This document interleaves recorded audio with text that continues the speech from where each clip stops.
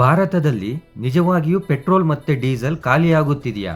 Petroleum ಸಚಿವಾಲಯ ಅವರು ಭಾರತದ ಇಂಧನ ವ್ಯವಸ್ಥೆಗಳು ಸುರಕ್ಷಿತವಾಗಿವೆ ಮತ್ತು ದೇಶದಲ್ಲಿ ಎಲ್ಲಿಯೂ ಪೆಟ್ರೋಲ್, ಡೀಸೆಲ್ ಅಥವಾ LPG ಕೊರತೆ ಇಲ್ಲ ಎಂದು ದೃಢಪಡಿಸಿದರು. ನಮ್ಮಲ್ಲಿ ಕೇವಲ 6 ದಿನಗಳ ಇಂಧನ ಮಾತ್ರ ಉಳಿದಿದೆ ಎಂಬ ಮಾಹಿತಿ ಸುಳ್ಳು. ಭಾರತವು ವಾಸ್ತವವಾಗಿ 74 ದಿನಗಳವರೆಗೆ ಸ್ಟೋರೇಜ್ ಸಾಮರ್ಥ್ಯವನ್ನು ಹೊಂದಿದೆ. ಮಧ್ಯಪ್ರಾಚ್ಯ ಬಿಕ್ಕಟ್ಟಿನ ಹೊರತಾಗಿಯೂ ನಮ್ಮಲ್ಲಿ ಪ್ರಸ್ತುತ 60 ದಿನಗಳ ಸ್ಟಾಕ್ ಅನ್ನು ಪಡೆದುಕೊಂಡಿದ್ದೇವೆ.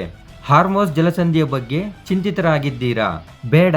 ಭಾರತವು ಈಗ US ಮತ್ತು ಆಸ್ಟ್ರೇಲಿಯಾ ಸೇರಿದಂತೆ 41ಕ್ಕೂ ಹೆಚ್ಚು ಅಂತಾರಾಷ್ಟ್ರೀಯ ಪೂರೈಕೆದಾರರಿಂದ ಕಚ್ಚಾ ತೈಲವನ್ನು ಪಡೆಯುತ್ತಿದೆ. ಮುಂದಿನ 2 ತಿಂಗಳವರೆಗೆ ಈಗಾಗಲೇ ಸರಬರಾಜುಗಳನ್ನು ಪೂರ್ಣಗೊಳಿಸಿದ್ದಾರೆ. ಅಡುಗೆ ಗ್ಯಾಸ್ ಸುರಕ್ಷಿತವಾಗಿದೆ.